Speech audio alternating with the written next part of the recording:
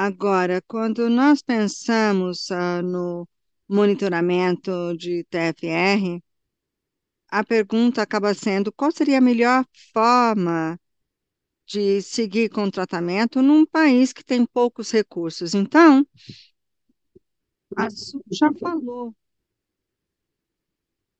sobre o estudo dela, e isso foi publicado em 2019 no Blood. E agora, próximo slide. E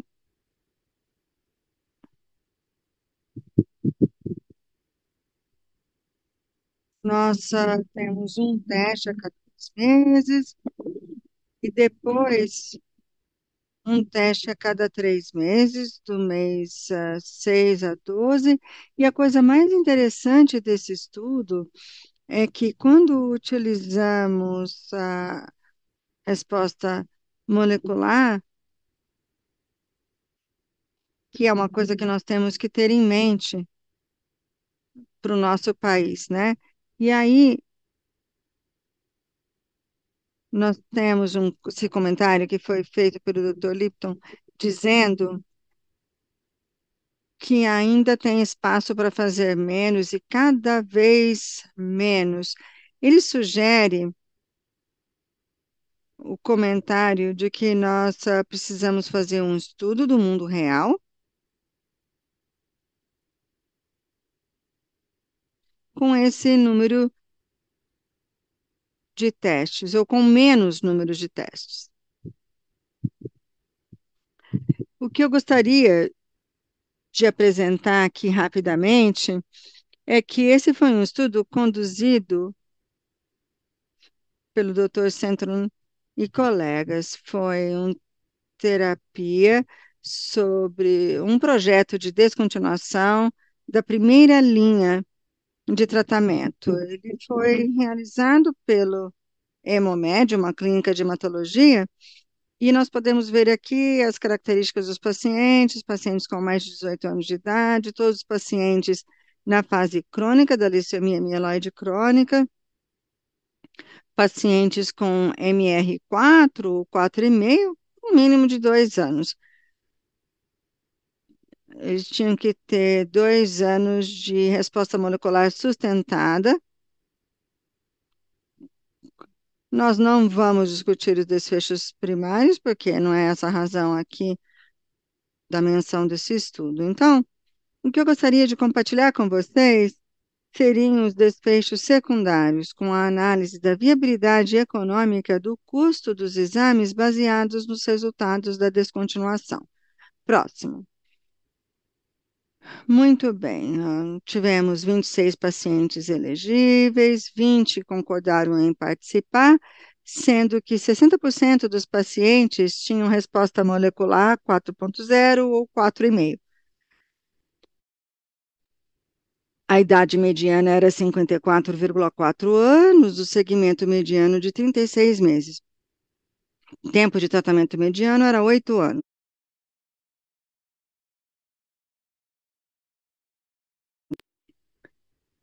60% dos pacientes persistiram com TFR.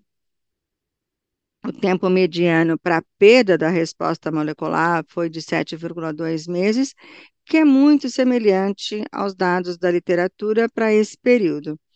100% dos pacientes já conseguiram uma resposta molecular com a reintrodução do imatinib e o tempo mediano para voltar a ter uma resposta molecular maior foi de 5,2 meses. Um paciente foi excluído devido à falha de aderência às consultas. O paciente foi a óbito por COVID, mas continuava com resposta molecular de 4,5 e um paciente teve recuperação retardada devido à falta de medicamento, que é uma coisa que pode acontecer aqui no Brasil, mesmo no sistema de saúde privado. Muito bem, então, rapidamente, nós vemos aqui o custo do imatinib, ah, e o valor de mercado da QPCR, que é US$ 222. O número de QPCRs realizado foi de 324. E nós utilizamos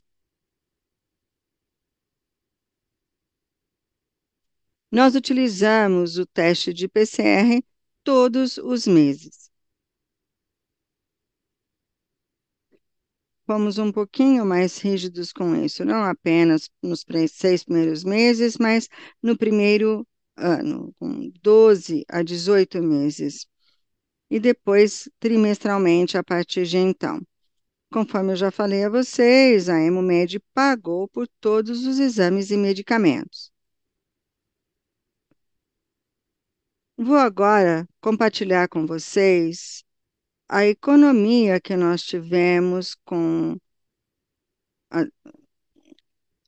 o valor foi, como vocês podem ver nos slides, com o Glivec foi 933 milhões, com o imatinib foram, o número de cópias foi de 713 mil. E essa economia nos permitiu pagar para um número maior, pagamos por mais 2.300 exames de qPCR, ou seja, nós apresentamos esses dados para os provedores de saúde, eles não ficaram muito convencidos com toda essa economia, e nós acreditamos que uma das razões para isso é que eles estavam preocupados em ter que pagar para um número maior de exames, ou sem considerar a economia que eles obteriam ao não ter que comprar o medicamento. Próximo. Então, agora eu faço a seguinte pergunta: seria possível transferir esses dados para o sistema de saúde público, sabendo como funciona o sistema de saúde público? E para o sistema de saúde pública, a não descontinuação seria uma melhor solução?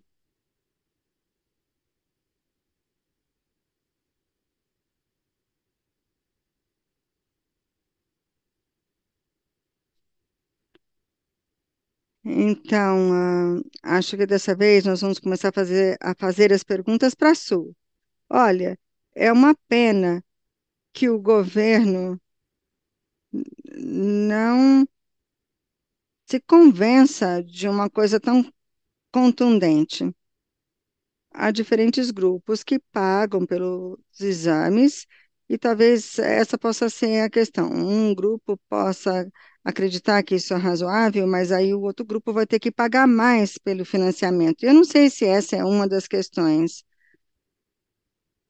E, obviamente, ah, é importante continuar fazendo lobby com as instituições financeiras que fazem esse pagamento, e aí nós poderíamos mostrar os benefícios de descontinuar a terapia e a economia financeira. Talvez fosse importante ter diferentes grupos de governo se comunicando.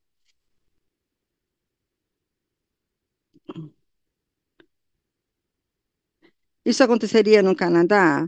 Sim, mas agora está um pouquinho melhor.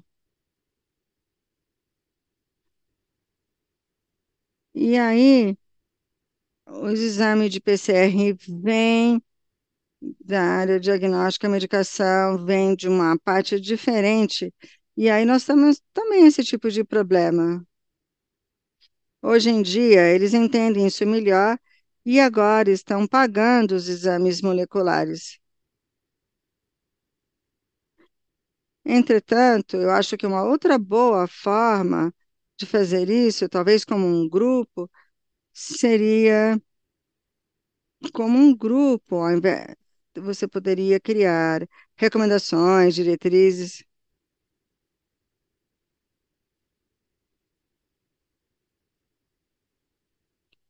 porque aí você poderia com, vocês poderiam fazer as diretrizes argentinas ou brasileiras e dizer que há um resultado farmacoeconômico que é superior, uma abordagem diferente. E aí eles vão começar a prestar atenção em vocês. Muito obrigado. E aí nós vamos ouvir a Isabel sobre a situação na Argentina. Bom, na Argentina, a Sociedade de Hematologia faz um esforço grande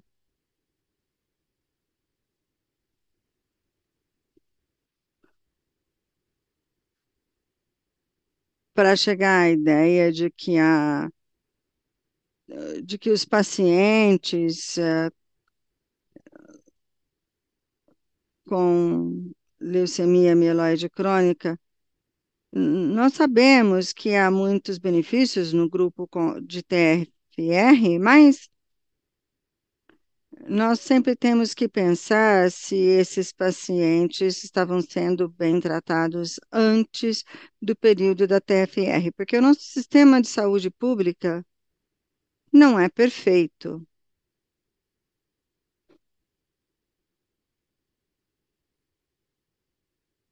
Os inibidores de tirosina quinase às vezes são cópias, às vezes o paciente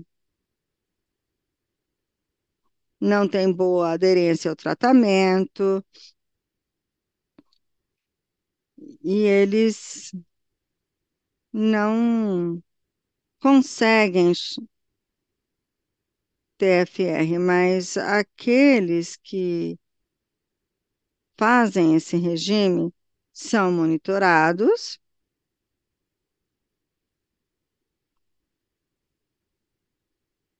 e é bom para o sistema de saúde, é claro, eles economizam.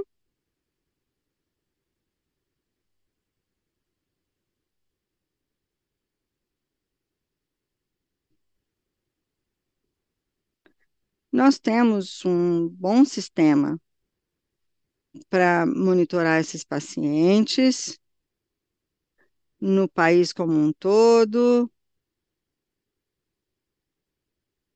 Temos o apoio financeiro da indústria, temos acordos com o sistema de saúde do governo, e esse é um aspecto importante também. Muito obrigado, excelentes reflexões. Nós ainda temos bastante material para continuar e eu queria pedir para vocês continuarem.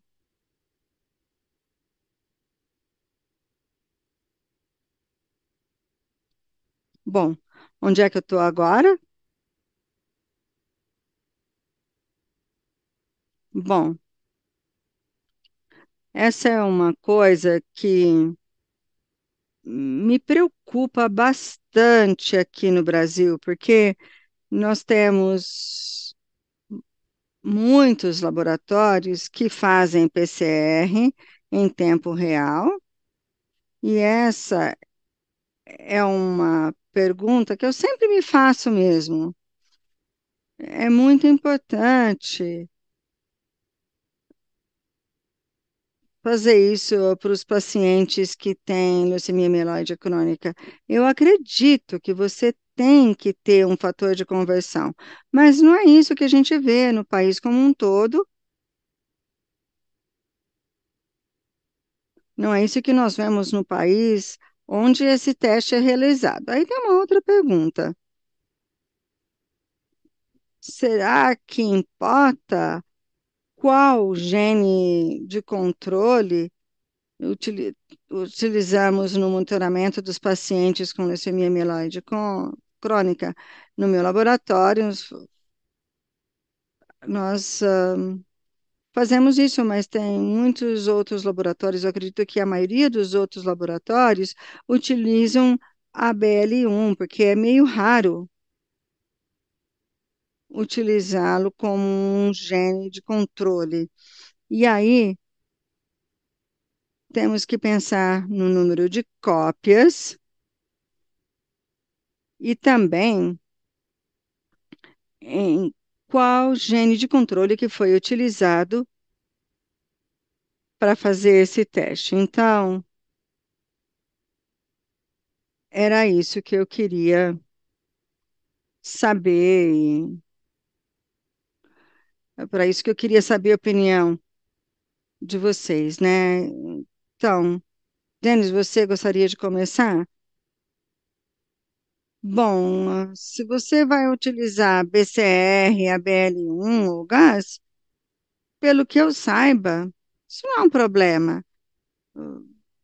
Nós já temos fatores de conversão bastante sólidos para monitorar esses pacientes, mas, mais uma vez, você pode não querer mudar o gene de referência. É importante ter um monitoramento mais estável, utilizar os seus controles.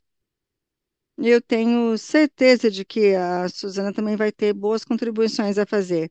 Olha, eu concordo. Eu acho que o que é realmente importante é a sensibilidade que você pode conseguir com esses exemplos, e a nível de controle do gene, nós temos que pensar se isso vai ser muito sensível, e você já falou que pode levar até 48 horas para levar essa amostra até o laboratório, ou seja, é muito importante que a amostra seja de boa qualidade, porque se a qualidade for ruim e o resultado for indetectável, você vai ter que interpretar isso que o paciente pode estar recidivando, e aí isso tem que ser feito o mais rápido possível. Agora, o que você acha de não mencionar isso no laudo sobre o uso de um gene de controle e também o número de cópias desse gene de controle? Bom, na verdade, nós não reportamos o número de cópias.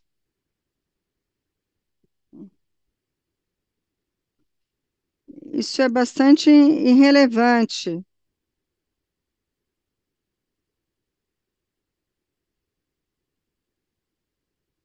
Eu acho que se você não relatar o nível do gene de controle, tudo bem, desde que haja alguma indicação da sensibilidade. Aí o que nós fazemos é verificar a sensibilidade, MR 4,5 ou 4. Muito obrigada. Nós realmente estamos muito atrasados e eu vou pedir para vocês acelerarem um pouquinho. Isabel, se você tiver algum comentário, por favor, guarde até a sua apresentação. Desculpe por insistir, mas nós estamos atrasados. Bom, Isabel, você poderia guardar o seu comentário até nós chegarmos na sua apresentação, que nós vamos passar para a configuração do laboratório, mas você vai poder falar depois, tá bom?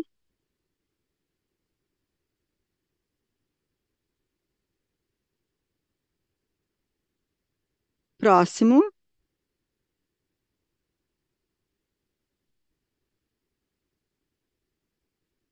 Então, em relação à configuração do laboratório, nós levamos em consideração o preparo da coleta da amostra, utilizamos o laboratório, estabilizamos a amostra, o gene de controle, a sensibilidade, pelo menos para ter uma redução. E aí também utilizamos uma escala internacional para fazer esse relato. Próximo,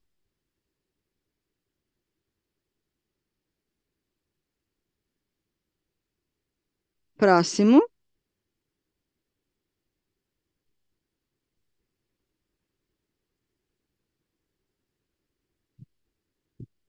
Esse procedimento envolve uma série de passos, eu não vou cobrir todos eles, mas é importante ter uma boa colaboração, controle de qualidade e validação. E devemos utilizar o PCR-ABL1 em níveis baixos e altos para controle negativo, e tem que ser validado pela OMS, Organização Mundial da Saúde. Mas no nosso laboratório nós utilizamos A curva de calibragem é feita de plasma. Último ponto a ser discutido, que é o seguinte: qual importante são os duplicados de cada uma das amostragens a serem realizados? E será que o sistema Gene Expert pode acabar substituindo o qPCR em tempo real? Eu peço desculpas, Isabel, por não ter lhe permitido responder anteriormente, então é com você agora.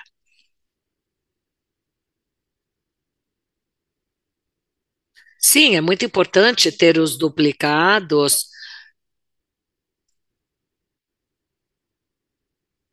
para poder checar direitinho as mudanças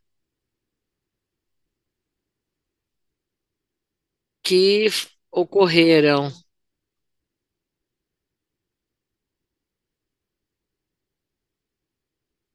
Gene Expert, o sistema Gene Expert é uma plataforma, um sistema interessante, mas com certeza não vai substituir o nosso RT-qPCR, né, que é a forma tradicional em tempo real, que é o teste recomendado. O Gene Expert é uma plataforma que pode ajudar no diagnóstico e no monitoramento durante o primeiro ano. Uma vez que o paciente alcançar o MR3 e ali para frente, tudo bem, porque essa é uma plataforma de sistemas mais sensíveis e também podem funcionar bem, mas não irá substituir o PCR habitual. Susan, gostaria de comentar, doutora? Sim, eu concordo, duplicamos tudo porque reduz a variabilidade. Então, nós duplicamos, e ao duplicarmos o PCR, vamos ter resultados mais precisos. Com relação ao Gene Expert, uma pergunta foi feita no chat: se podemos ou não utilizá-lo para monitoramento do P119. E essa é uma pergunta importante, porque não apenas o Gene Expert.